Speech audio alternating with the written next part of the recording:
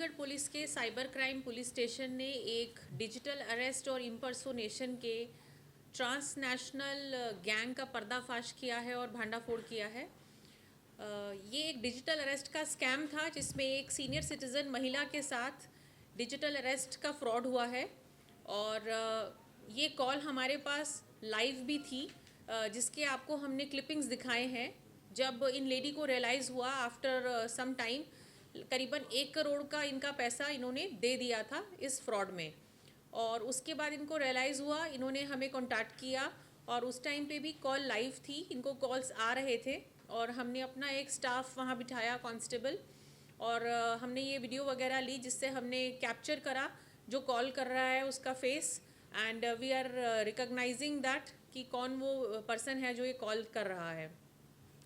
इस impersonation scam में जो और केसेस से अलग बात रही वो ये थी कि कॉल्स जो हैं वो कंबोडिया से आ रहे थे, VoIP कॉल्स थे, और जो नंबर रिफ्लेक्ट हो रहा था विक्टिम के मोबाइल में वो एक इंडियन मोबाइल नंबर है।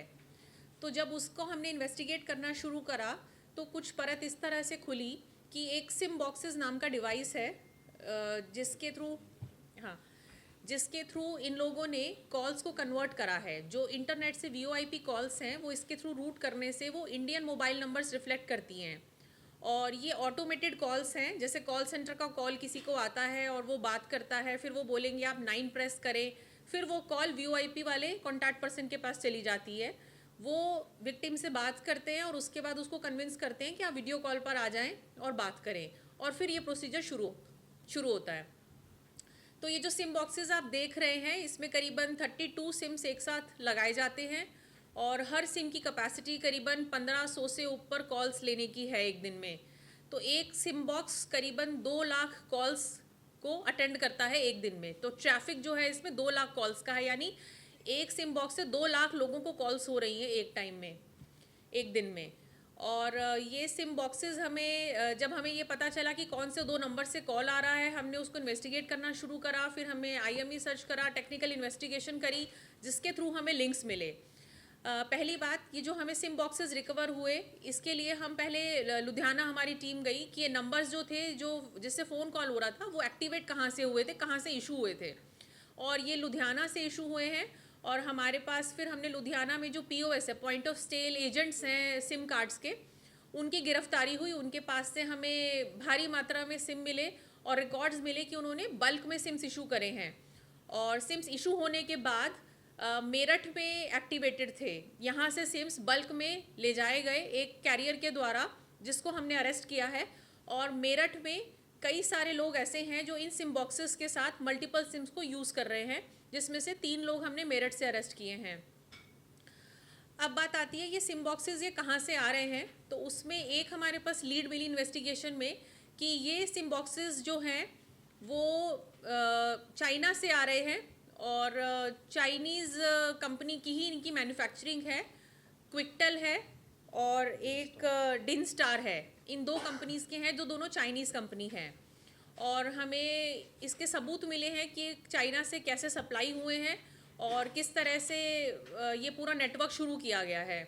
हमारे पास एक एक्यूज्ड है शुभम नाम का, उससे हमें इंटरोगेशन में पता चला कि उसने फेसबुक पे वर्क फ्रॉम होम का ऐड देख के उसको ट्राई किया। उसको फिर टेलीग्राम के एक ग्रुप से ज्वाइन करवा दिया गया, और उसके बाद वो इस नेटवर्क में फंस गया कि कैसे सिम बॉक्सेस को चाइना से रिसीव करना है, कहीं एक जगह इंस्टॉल करना है, और ये सिम में कैसे वहाँ पर उसको इंस्टॉल करके और कैसे कॉल्स को रूट करना है। उसको बताया गया कि आपकी 2-3 बेसिक रिक्वायरमेंट्स हैं, जैसे आप very high speed internet connectivity ले लें, एक रूम हो आपके पास और अनइंटरप्टेड पावर सप्लाई हो, जिससे कि ये सिस्टम फ्लॉलेसली काम कर सके, इतने कॉल्स को ले सके। तो वो वर्क फ्रॉम होम के लालच में इस रैकेट में फंसा, और करीबन इनको पर डे $50 में पेमेंट मिल रही थी। जिसको इनिशियली $US में पेमेंट आ रही है उसको भी हमने अरेस्ट करा है, परवेज़ उसका नाम है। और अभी 2-3 लोग और ऐसे हैं जो मेरठ के हैं। परवेज़ को और सोहेल को अरेस्ट करने के बाद वो एब्सकॉन्डिंग है, उनकी हम तलाश कर रहे हैं। उनका भी इसमें नेटवर्क है, they are also receiving money, और वो काफ़ी सिम बॉक्सेस की डीलिंग करते हैं। सिम्स ये लोग फर्जी तरीके से इशू कर रहे थे।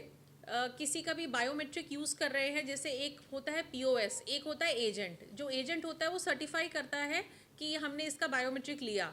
तो या तो वो बायोमेट्रिक्स ले नहीं रहे हैं या फिर फर्जी किसी का बायोमेट्रिक यूज़ कर रहे हैं सिंथेटिक। तो कई बार होता है हम अपना बायोमेट्रिक्स इधर उधर दे देते हैं और वो सिंथेटिकली मिसयूज़ होने लगता है। तो इस तरह से ये लोग किसी और के नाम का सिम इशू करके, उसको पता भी नहीं है कि मेरे नाम का एक सिम इशू हुआ है और मेरे नाम पे गलत काम के लिए यूज़ किया जा रहा है, इस तरह से बल्क में ये सिम्स दे रहे थे।